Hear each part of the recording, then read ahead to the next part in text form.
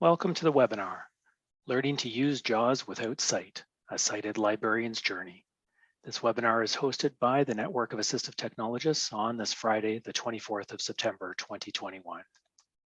We are joined today by Mark Weiler, and as the Web and User Experience Librarian at Wilfrid Laurier University, Mark also serves as the librarian for the Psychology Department and the User Experience Design Program. Mark is JAWS certified and a web accessibility specialist through the International Association of Accessibility Professionals. As well, Mark has taught the web content accessibility guidelines to provincial, national, and international groups. So welcome, Mark, and thank you for joining us today. And with that said, I'd like to hand over the screen sharing to you as you begin today's presentation.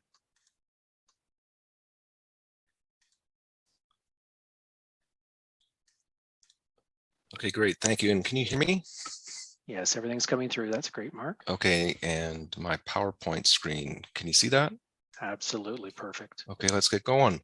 So thank you, Doug, and thank you to the members of the Network of Assistive Technologists. I'm just going to begin by saying that some of my slides have images, and I'll be describing them in what I say. You'll also hear a click sound to indicate slide transitions, and I'll just play it here. This is one of them. It just means we're moving along. And then this other click sound just indicates that the slide, you can expect that I'll provide some description at that slide. The text on my speech is largely to hold visual attention, and it's just repeating the phrases of what I'm saying in my speech. To the people present or watching the recording with sight loss, young or old, some of you may be on, some of you may see my journey as a bit challenging, and it's just because I was lost. And I still am a little, and I want you to stay, and I encourage you to stay. And the second last slide is, I think, kind of trying to bring things all together. To the people present or watching the recording without sight loss, young or old, some of my journey may sound a bit rough for you too. It's just because I was lost, and I still am a little. I also want to encourage you to stay. And the second and last slide may also be helpful to you too.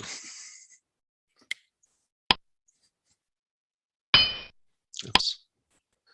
So learning to use JAWS without sight, a sighted librarian's journey. I should mention, I'll be including my email in the chat probably at the end, just for ease. But I also want to start by acknowledging that I'm not blind or visually impaired. I'm not an assistive technologist, I'm not a vision rehab specialist, and I'm not a teacher. I'm an academic librarian focused on proactively removing obstacles from library user experiences. My goal in learning to use JAWS without sight is 1 hour of continuous work with an eye mask on. And at the outset, I'd like to acknowledge that, I'm not blind, and I don't know what it's like to use a screen reader on that kind of a regular basis. And on a daily basis. I believe that the ability to use JAWS without sight, along with other skills such as knowledge of the web content accessibility guidelines, will help me in that our overarching goal of proactively removing obstacles.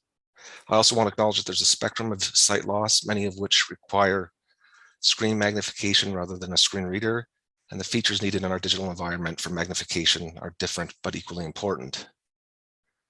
Also, our human family is diverse. Differences in our hands, in our nervous system, our hearing, and so on affect how we learn and use technology. And likewise, dominant forces in society treat us based on age, skin color, sexuality, and so on in different ways. And that can affect our resources and our support networks. So my description is from my one perspective. As I mentioned, my goal is 1 hour of continuous work activity with an eye mask on. And this involves email, Word, file management, PowerPoint, and using the web. And I recognize that 1 hour is about 1/7 of a workday, but I think it's kind of a reasonable goal.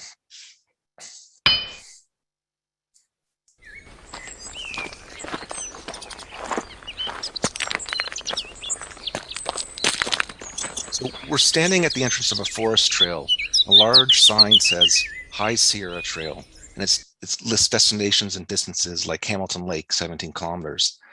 And the trail path disappears into the cool morning shadows by the forest of a large pine trees. And this image of a trailhead at a path at a park is a metaphor for my learning JAWS. For me, the trailhead sign would say learning JAWS with destinations like confusion, JAWS certification, site navigation, and sightless navigation. I keep returning to this trail head over the last 6 years, and each time make progress. Sorry, it's been a bit difficult. Some background about me. I have a degree in computer science and psychology, a PhD in education, and a master's degree in library and information science. For my journey, computer science has been helpful for developing a mental model of what JAWS is doing under the hood, but the amount of technical knowledge that is necessary could probably be covered in 3 or 4 weeks. And in my work, I noticed vendors and developers would say something accessible only for me to discover there were problems. And I realized just because someone says something is accessible doesn't mean it is. We have to check.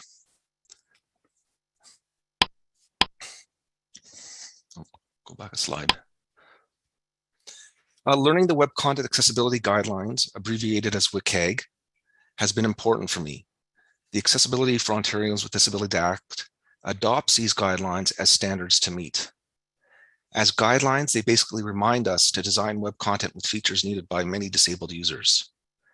I've spent very, very long hours studying them closely, and I feel quite fluent in them. Not perfect, but fluent enough that I feel comfortable navigating them. I've started a national librarian group that focuses on understanding the guidelines, and I have taught provincial, national, and international groups about WCAG. What's important here, though, is that the guidelines drew my attention to the fact that web content needs to work with screen readers.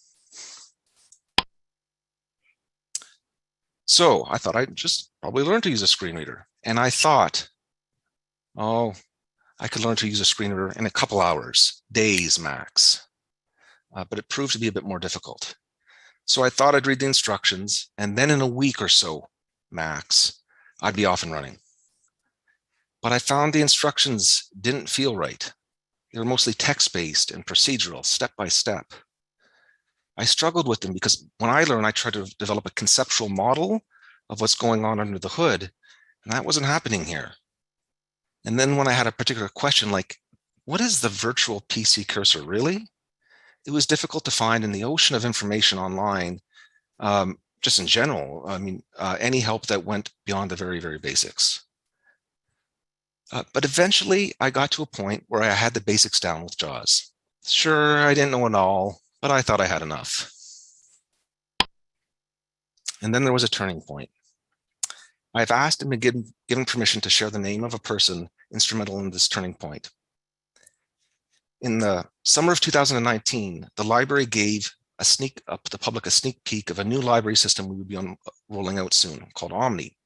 Ashley Shaw, who had recently graduated from Laurier, contacted the library to tell us that Omni had a problem with her screen reader JAWS. And I was thrilled. Not that there was a problem, obviously, but rather that all that studying I had done and all the work I've been learning with JAWS was now about to be put to use. And I could reproduce the problem with JAWS. But thrown into this new environment, in this unanticipated situation, I was confused and lost. So when it mattered most, when someone was right in front of me with an obstacle in front of them, I didn't know enough. So I needed to learn more. I needed to get in shape. Oops. Let me get that. Sorry, there's a sound effect here on this slide.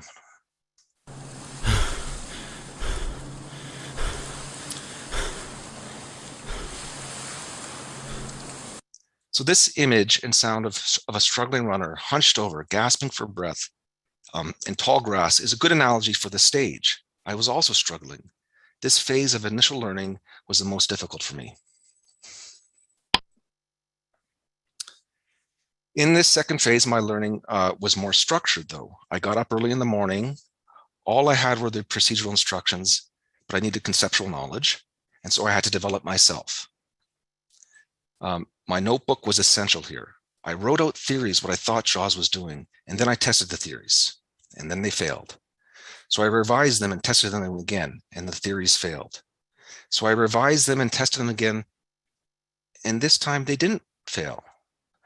So slowly, very slowly, I ratcheted up my knowledge to the point that I had a reliable mental model of what JAWS was doing. Not perfect by any stretch of the imagination, but decent enough that it made it easier to use JAWS. But I needed to do more during this phase of learning. I had to adapt my environment to keep me from being overwhelmed. And the hard part was knowing what JAWS was actually saying. So I learned how to install different voice synthesizers to give JAWS different accents like English, Irish, and Indian. I discovered the voice profile setting, which lets you assign these different voices to speak in different contexts. And then I discovered the speech and sound scheme settings. And this lets you adjust what JAWS was saying when it encounters different parts of the interface. So I created a voice profile and a speech and sound scheme that helped me parse out what JAWS was saying. And I even personified these voices into little characters. So I think I got them up here. Just give me a second. I'm Moira. I am Irish, which is why I'm holding a harp. I will tell you if something is a link, button, heading, combo box, and so on. I'm Daniel, the reader. I'm wearing a monocle to read the text that appears on the screen. I'm Zoe, the teacher, which is why I'm holding a book and chalk. I give the user tips for how to use content. So that was my reading team. And that allowed me to better interpret what JAWS was saying. So I think what I have here on the screen, it's the image. Here's a snippet of web content from the Government of Canada website. It's about climate change. It has a heading, an image, a line of text, and a button. So let's hear what it sounds like with the default JAWS voice and this default speech and sound scheme. Heading level 3, link our environment. Resources to take action to fight climate change and protect the environment. Report a problem or mistake on this page, button collapsed.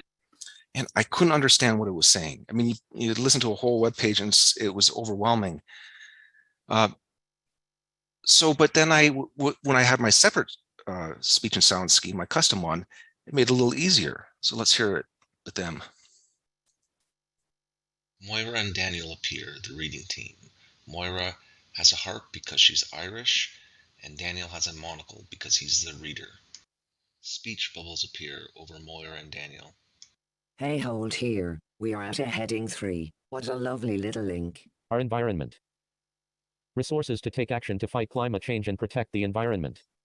Report a problem or mistake on this page. Boy, what a beautiful button. Content is contracted. So in this case, I configured Moira to use alliteration. Hey, hold here. We are at a heading 3. And that stretched out that fragment that she was saying, and with the alliteration, the hey, it allowed me to remember, oh, this is a heading, because a lot of this is coming in very quickly. Likewise with what a lovely little link. So this made it easier for me to hear and remember what JAWS was saying. And it really solidified for me what some of JAWS speech describes the content, saying that it's a link, saying it's a button, and then there's other content. Another voice says what appears on the screen. So we have a describer and a reader. In this particular example, I didn't put Zoe on, and there's another reader as well, but for the sake of this presentation, I'll just show these two. But this adaptation was essential at the start. But like training wheels, I don't need them anymore. I can use the default voice and settings fairly comfortably now.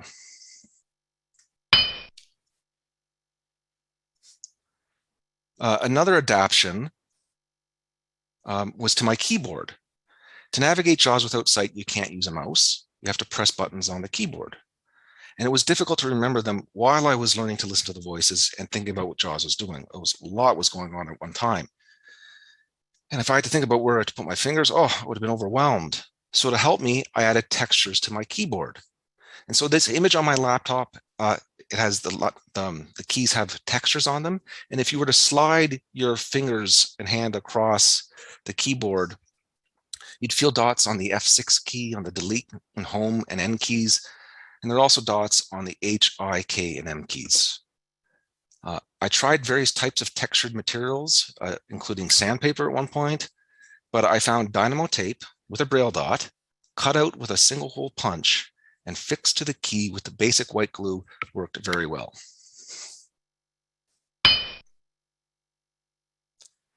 Because I was, during this phase, I was frustrated by the grind of learning and my slow progress.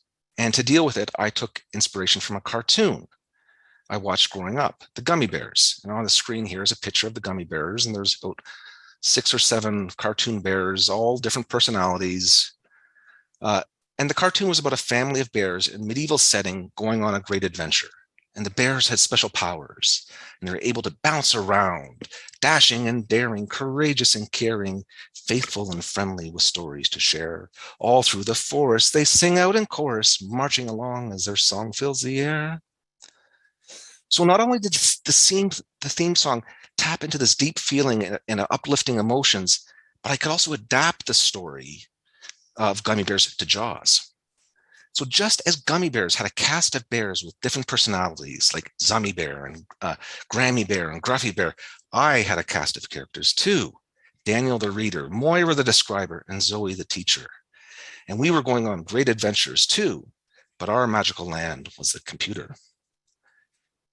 And the magical abilities of the bears to bounce around reminded me of Jaws, where you can leap your reading team forward or backwards through the forest of digital content using the navigation keys. Now, this may sound frivolous, and I hope it doesn't come across as trivializing learning a technology that is essential to blind users. But I needed to put a bit of joy into the experience to get me through this hard part. And this was also like my training wheels, and I don't always think this way. But every once in a while, I imagine my reading team with all their magical abilities going on a great adventure into an incredible land, like into this fortress on the edge of the cold mountaintop.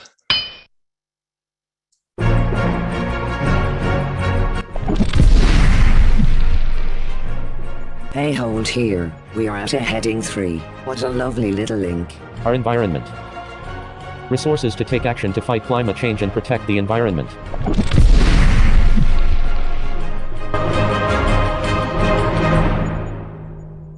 So I think it's important to have a bit of fun.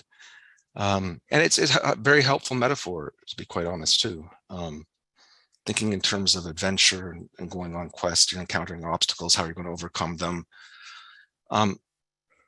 Now, while telling a friend, Abduki Malka, of my struggles with Jaws, he said I should talk with his friend, Meared Reta. Now, before seeking political asylum in Canada, Meared was active in founding the National Federation of People with Disabilities in Ethiopia, and he was the chair of the Ethiopian delegation to the World Blind Union. Meared, who was blind, was considered a great Jaws expert in the Ethiopian community worldwide. We met for lunch, and Meared agreed to teach me. Walking into his townhouse, one of the first things I noticed was he had a computer taken apart on the table. I would later learn he was a lawyer in Ethiopia, an excellent gardener, a father, and a grandfather.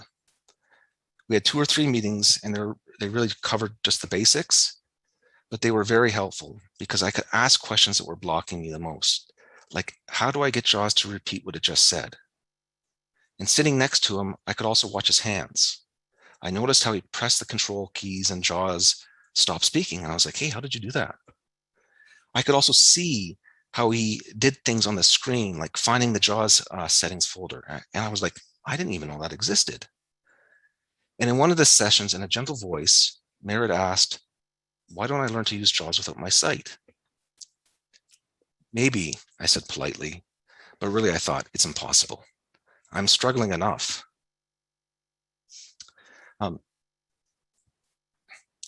Meared and I went to an assistive technology fair at the W. Ross Macdonald School for the Blind in Brantford, Ontario, and I got to know him more. I would have liked to have gotten to know him more, but unfortunately he passed away.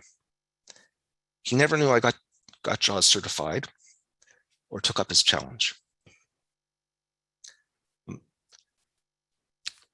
Meared was instrumental in the story because by sharing his time with me on this project, he cleared the way for me to do independent learning.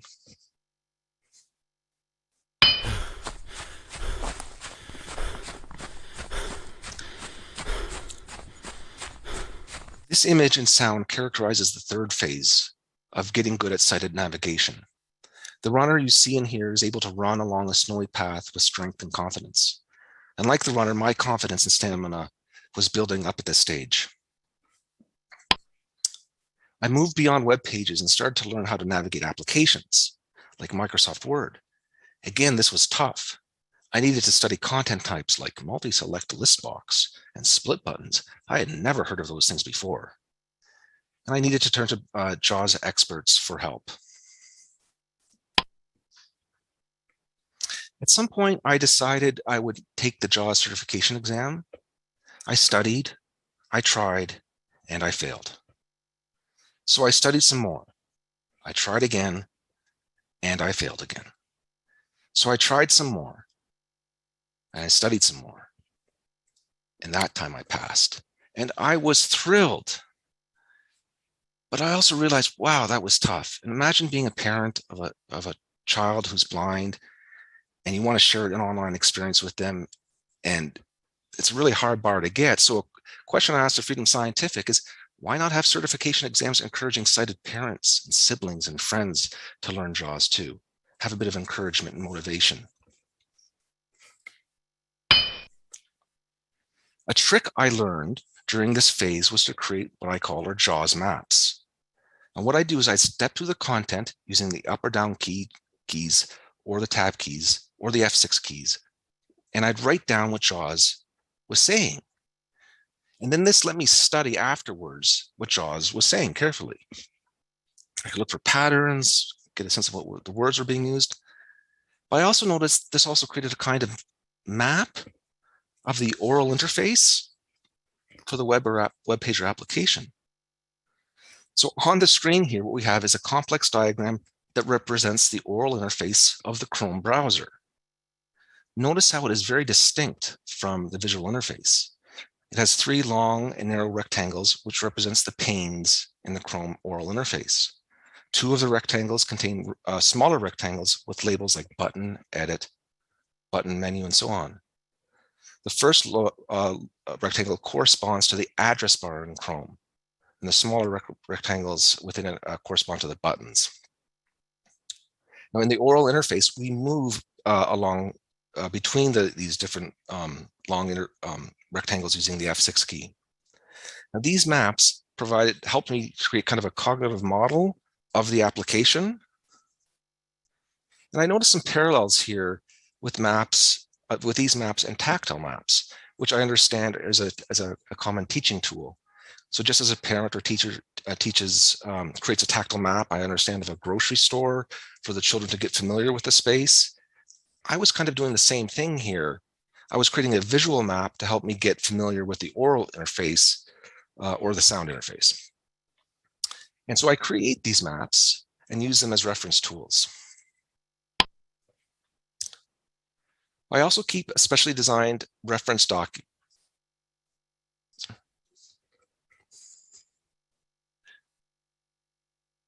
I also keep a specially designed reference document of shortcut keys I've learned.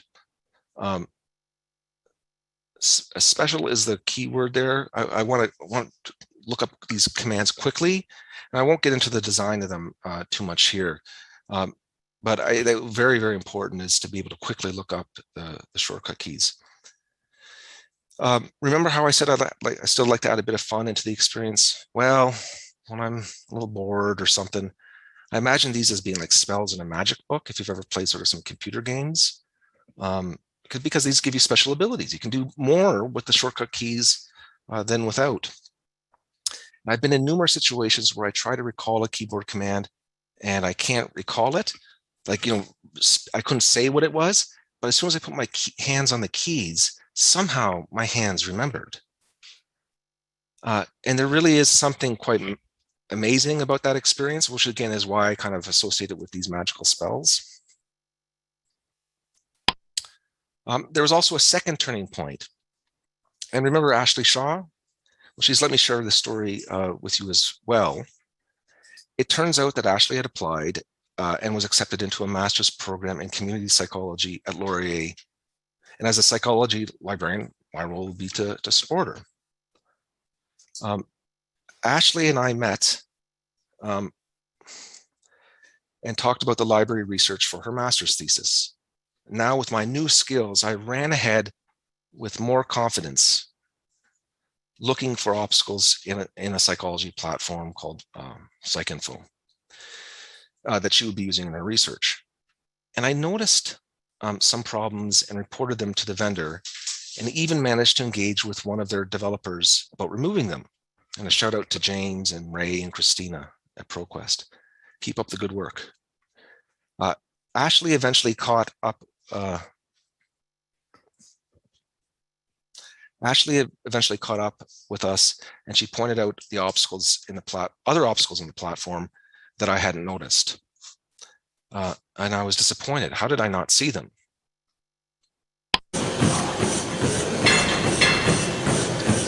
Let me go back one slide there. I missed a couple points. So I was disappointed that I missed these obstacles.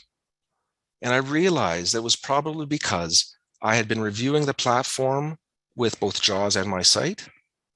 And so I would inadvertently kind of skip over the steps, some of these steps to point out. So I'd skip over these steps, and then I'd completely not realize that they were there. And I thought it was unfair that, again, a student had to be the one pointing out the problems.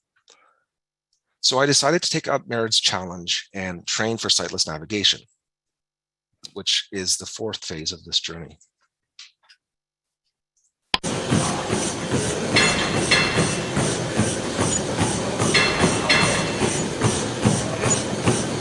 The image of a runner on a treadmill in a noisy gym is a good metaphor for this phase of learning, because I had a very clear goal and path in mind about what I was going to achieve, and I had kind of a strategy about how I was going to do it. And so my routine is I get up early in the morning and I practice for at least an hour. Do I know exactly what I'm doing? Nah, not entirely. I'm probably taking the long route without realizing it. And I'm inventing things up as I go along, but I do feel I am making real progress, and I do have a sense of confidence in this path forward. So what do I do? For each application I'm learning, I create a spreadsheet that lists the various tasks the application can support. Each task can have multiple techniques to achieve that task. So for an example in Word, you can insert a link into a document by pressing the Alt plus N, then I and I keystroke, or Shift plus 10, then I and I. Now, these techniques vary in their quality. Some techniques are one step, some have multiple steps, some techniques have kind of an awkward hand movement. And so I kind of figure out which are the techniques I like. I can also filter the task by category. So if I need to get my orientation, I can filter it only to the orientation roles. And I can look up what are the tasks for getting your orientation in, say, a Word document. And by doing this, I hope I can employ the phenomenon of muscle memory, where the fingers know what to do without thinking, just through the practice. And in that experience, all that cognitive load of the thinking just kind of disappears. So how is my space set up? This image is in my room at the computer table. There's an open laptop with an application on the screen, and JAWS is also running. So the laptop is directly in front of me. A large monitor is connected to my laptop, displaying the other applications that are also running on my laptop. But the large monitor is positioned very sharply to my left.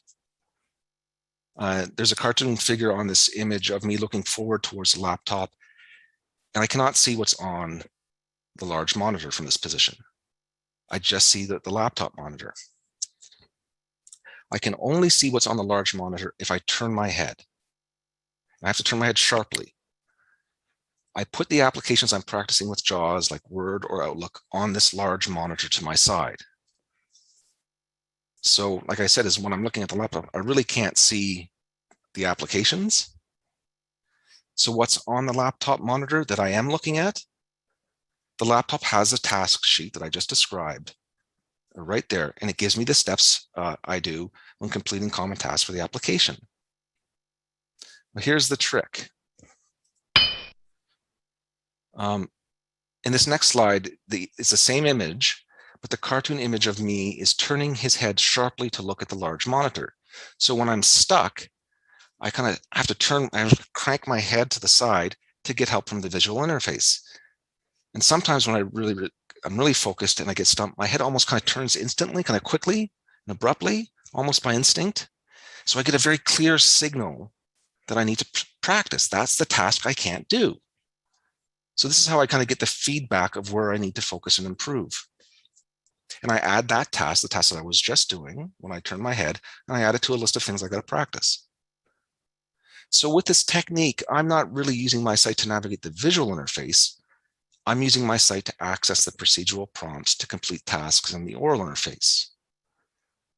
I practice and my procedural memory kicks in and my fingers just magically know what to do. And that's when I can put the mask on.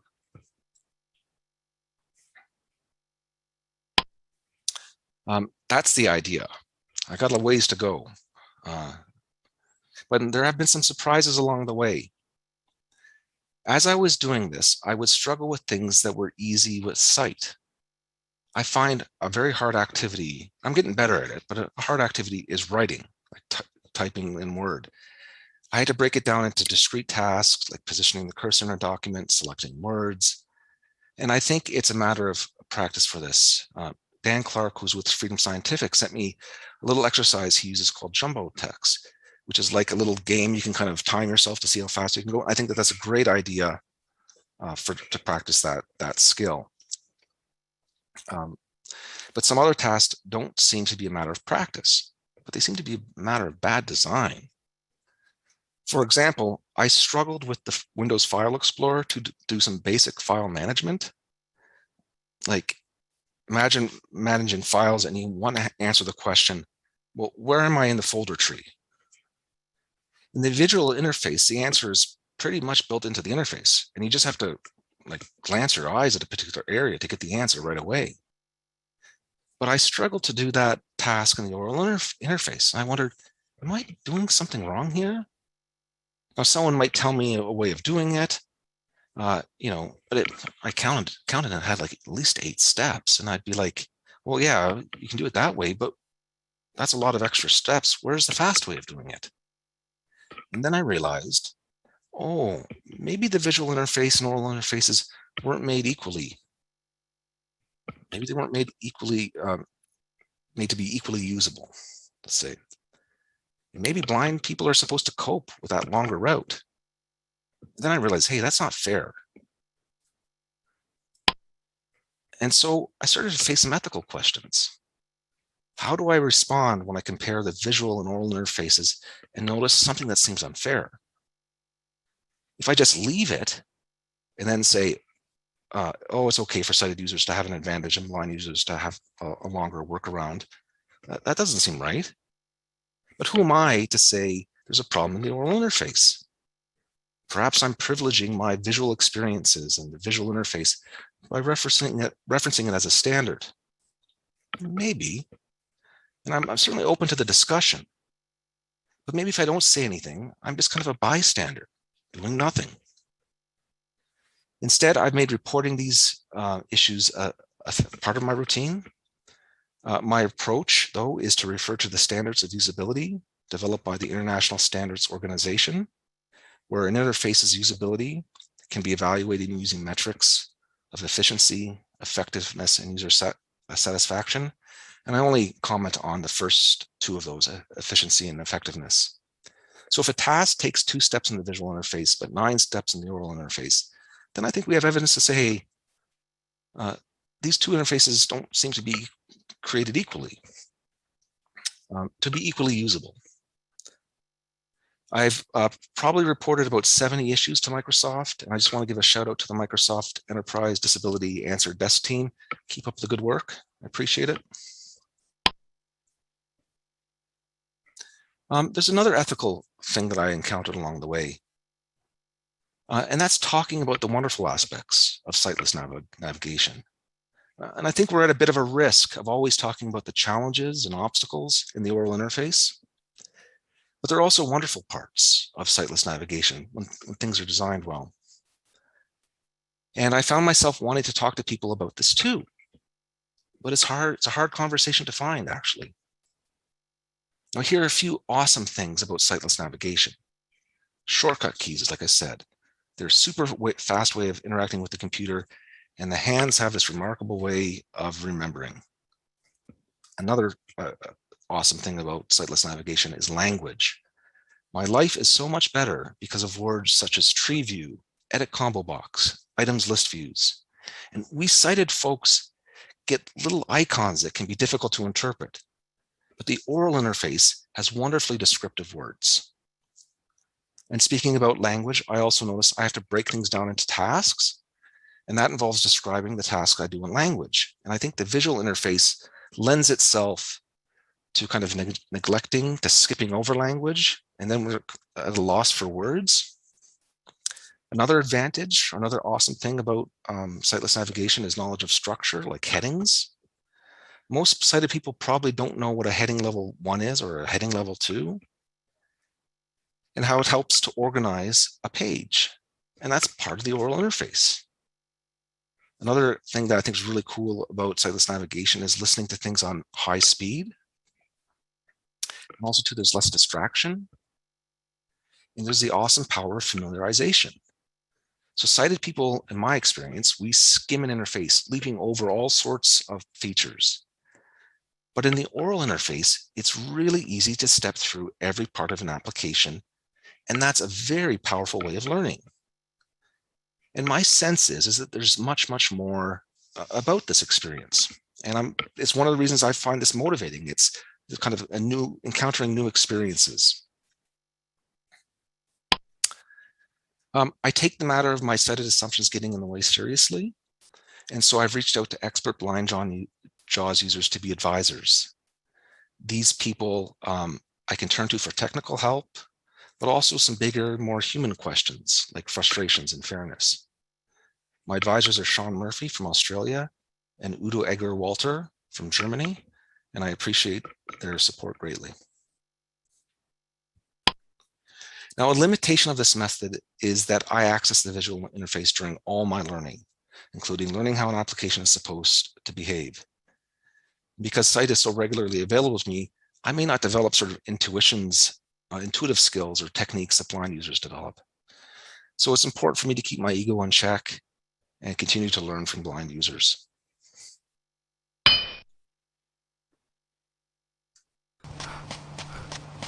So what's next? The image of a runner with a big smile running along a dirt road with the warmth, sun directly above, and the smell of nature blowing in the wind. I think it characterizes a sixth phase for me. I'm looking forward to this run. I know I got a ways to go, but I feel more confident about it. So I need to continue to build up that reliable list of daily activities of working, then breaking them down into smaller tasks, and then breaking those tasks down into steps, and then practice, practice, practice. And I realize at the start of this, I was uncomfortable with step-by-step instructions, and now what's in front of me are step-by-step instructions. And I get it, a bit of irony there, but such is life. It'd also be nice to learn with some folks with and without sight loss to practice and share. And before COVID-19, I was part of a running group, and we meet regularly and work towards a big challenge like a half marathon. It wasn't grueling this way, and it was actually easier to practice in a group. So having a group to share the journey with would make it easier too.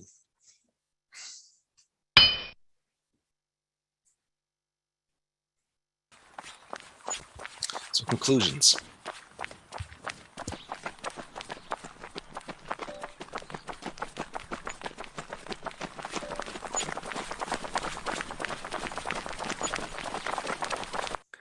I like this image and sound of several runners making their way down a path, a gravel path. It reminds me that we inevitably follow in the footsteps of others, although once in a while, we all get a little lost and find ourselves making our own footsteps. So for me, there's two conclusions. The first is that we really have to stop is stopping and removing obstacles in our digital environment. They are like pollutants. And I think that's going to take sighted people to learn how to use screen readers without their sight, not just for 1 hour, but for longer periods of time. The second conclusion is, I think, is having fun. Having fun is important. And when there aren't obstacles, using a screen reader without sight is fun. And so I think we have to remember to stop and talk about the fun aspects without diminishing the fact that we have to remove these obstacles. So my second last slide, as promised, is for both blind and sighted attendees or guests who stumbled onto this video. For the blind, perhaps you're thinking about your future, like going to university or your career, or what are you going to bring to that potluck? Along my journey, I found something that I'm sure you've already discovered, and that's the blind community. Because I'm a librarian at Laurier University with a focus on education and removing obstacles, I've come to know and learn about members of the blind community in this capacity. Your interest may lead you towards blind athletes, blind skateboarders, blind YouTubers, blind authors, blind parents, blind cooks, or computer scientists. And I want to acknowledge the people in the Canadian blind community that I've been fortunate to meet and learn from along the way. So there's Jay Oswald, president of the Waterloo chapter of the Canadian Council of the Blind, Abduki Malka, Global Initiatives for the Blind in Ethiopia, Adnitz Chelka, Bright World for Blind Women, Dr. Daniela Levy-Pinto at the National Network for Equitable Library Service, Dr. Cynthia Bruce at Concordia University, Ashley Shaw, a master's student in community psychology at Laurier, and board member of Braille Literacy Canada, Floyd Alexander, David Best at Inclusive Media Design, Donna Jodan, Dr. Mahadi Osagai at CNIB, Dr. Laura Bulk at UBC, Rhonda Underhill Gray at CNIB, Christine Malik of Talk Description to Me, and of course, Meared Reta, active in the founding of the National Federation of People with Disabilities in Ethiopia, and a former chair of the Ethiopian delegation to the World Blind Union. This is an image of Meared. It's a framed graduation picture of him wearing his square mortarboard hat with tassels. Pink flowers are next to the frame, and the backdrop is the Ethiopian flag. As for the sighted folks attending or watching the recording, perhaps interested in assistive technology, perhaps software development, perhaps an aspiring teacher, or perhaps you have a friend, sibling, or grandchild who is blind and you want to share some of the time with them online. Maybe no one has challenged you to learn to use a computer without your sight, and maybe no one believes in you, but I do. Yes, you may be sighted, and that may present challenges, but yes, you can learn to use a computer without your sight. There are others who've gone before us.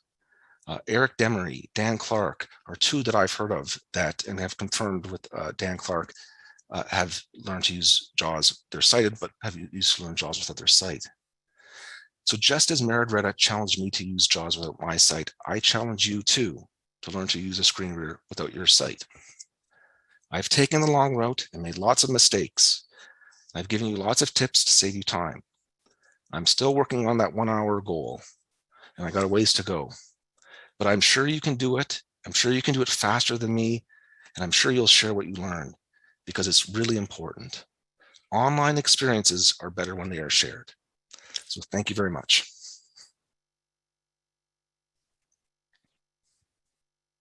Thank you very much, Mark. That's been fantastic, the amount of information that you've brought forth here, and the thought-provoking message that you've been delivering here today. And I know that at this point in our presentation today, that we're looking to have an open discussion.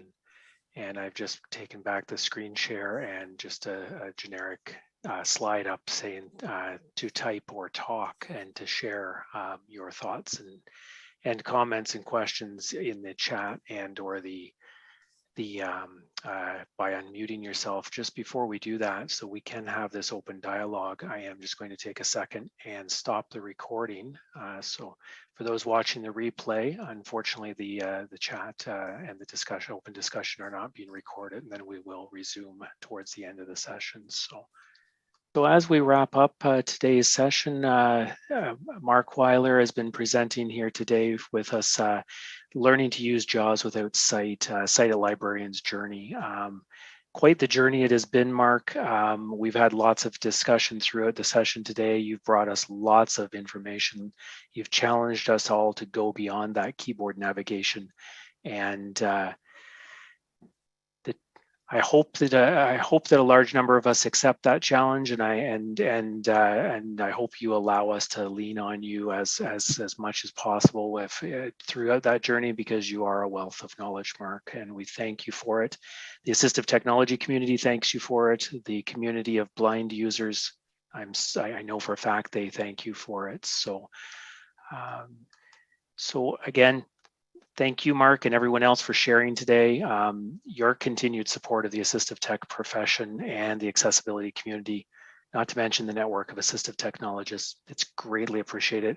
And we do look forward to keeping in contact with you, and for you to let N.O.A.T and the assistive tech community know what's going on. Please keep us up to date and stay in touch, Mark. So, and lastly, for everyone here today, I just want to thank you for joining us. And remember, you can't spell education without AT.